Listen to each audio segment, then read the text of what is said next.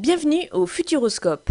Depuis le 5 avril 2008, une nouvelle attraction a ouvert ses portes au public, les animaux du futur. Les visiteurs sont alors transportés dans le futur à plus de 200 millions d'années. Dominique Hummel, le directeur du parc de loisirs, nous raconte cette curieuse expérience. En fait, il y a deux idées dans cette attraction. La première, c'est le contenu. Parler de la vie sur la Terre dans plusieurs millions d'années. À un horizon du temps très éloigné auquel on n'est pas très habitué, puisque là on parle de 5, 100 et 200 millions d'années. Ça, c'est la partie scientifique.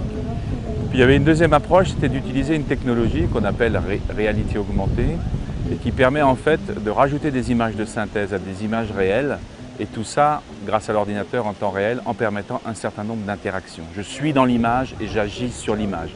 C'est ça la réalité augmentée. Voilà.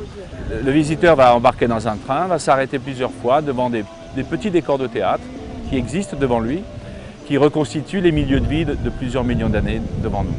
Il va mettre une jumelle sur la tête qu'il va utiliser comme une jumelle classique, et cette jumelle, comme un peu un téléphone portable, elle va filmer ce qu'il a devant lui et va réinjecter des images supplémentaires, des images de synthèse dans ce décor réel qui est filmé en temps réel. Évidemment, ces images qui vont se rajouter au décor réel, ce sont les animaux. Et il va voir apparaître des baboukaris qui vont sauter sur des rochers qui sont vraiment devant lui en carton-pâte. Puis à un moment donné, on pourra interagir avec ces animaux parce que dans notre main, on va voir apparaître un objet virtuel et on va nourrir le baboukari avec une torche. On va éclairer les fonds marins, etc., etc. On a utilisé ce qu'on connaissait de l'adaptation, des différentes morphologies, des animaux actuels, mais aussi des animaux du passé, des fossiles, de ce qu'on connaît de leur milieu, de leur environnement, et pour le projeter dans le futur en fonction de l'évolution de la planète. Les animaux qui ont été inventés ressemblent fortement à des animaux que l'on aurait pu connaître dans le passé, à des animaux fossiles. Pourquoi? Parce que l'évolution, c'est quand même une continuité, de structure, de plans, d'organisation, et que les morphologies ne vont pas changer comme ça du jour au lendemain. Et on a imaginé ça plutôt dans un esprit de continuité de l'évolution. Par exemple, celui qui est derrière moi là, il s'appelle le karakoureur. C'est un animal qu'on a imaginé vivant dans 5 millions d'années, mais pour le construire, on a utilisé les connaissances sur les rapaces sud-américains qui vivent actuellement dans des savanes en Amérique du Sud et qui sont des rapaces coureurs, prédateurs, qu'on appelle les kariamas, et qui nous ont servi comme modèle pour interpréter l'évolution de ce karakoureur, pour lequel on imagine qu'il grandit de taille parce qu'il est bien adapté à son milieu et qu'il trouve beaucoup de proies pour lui. On utilise aussi le bec tranchant des rapaces tel qu'on le connaît actuellement, le cou dénudé pour mieux manger les carcasses tel que les vautours actuels ont. L'idée, c'était ensuite de permettre à ceux qui voulaient comprendre un peu ce qui s'est passé depuis des millions d'années et pourquoi ces animaux pourraient évoluer comme on l'a proposé dans plusieurs millions d'années. On a proposé donc ce qu'on appelle un post-show, le show après le show, en liaison avec le Muséum d'histoire naturelle qui a fait cette si jolie galerie de l'évolution.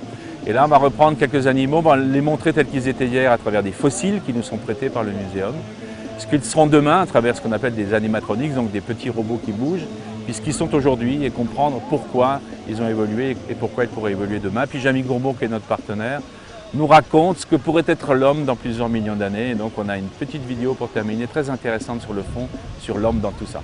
Dans le scénario là, des animaux du futur, l'homme est absent. Pourquoi? Parce que normalement, on sait que la durée de vie d'une espèce, c'est entre 1 et 2 millions d'années en moyenne, calculée d'après les travaux de paléontologie et de ce qu'on connaît de l'évolution des espèces. Donc on prédit que l'homme ne sera pas capable de s'adapter à des nouvelles conditions de vie encore plus drastiques, parce que dans 5 millions d'années, il fera très froid et ça sera très sec.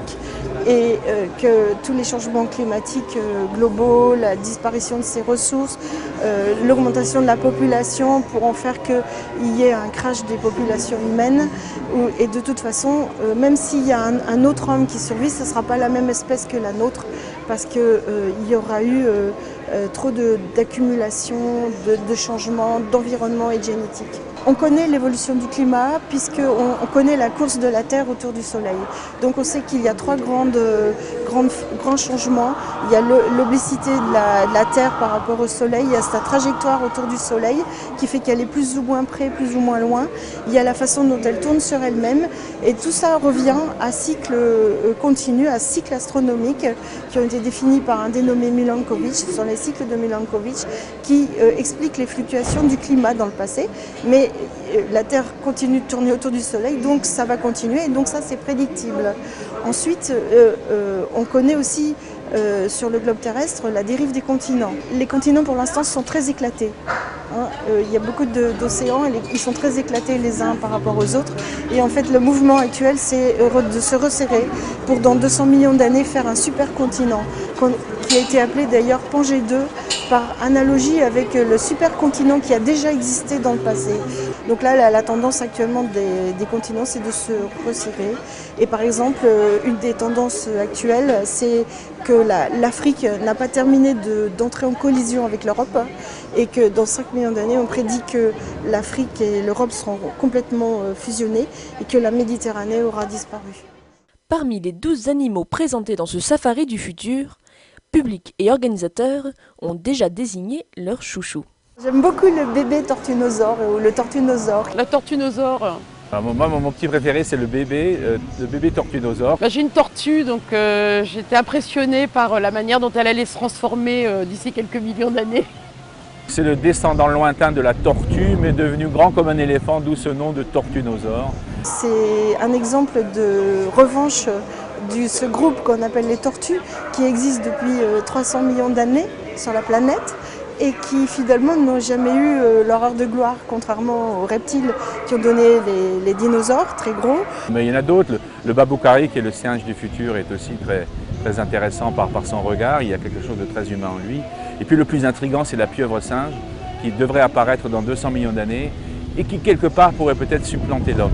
Au sens où l'on pense qu'elle aura une vraie intelligence par le développement de son cerveau et que donc elle sera capable d'être en fait un peu le patron des animaux. Donc c'est fini le roi lion, c'est le roi pieuvre singe et donc cet animal nous interpelle quand même un petit peu plus que les autres à cause de cela.